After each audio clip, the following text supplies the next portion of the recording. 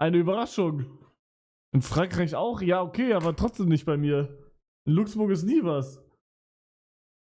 Pass auf.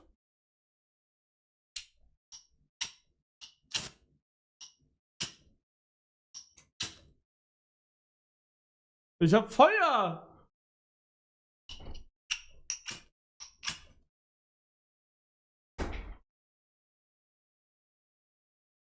Kein Wannabe.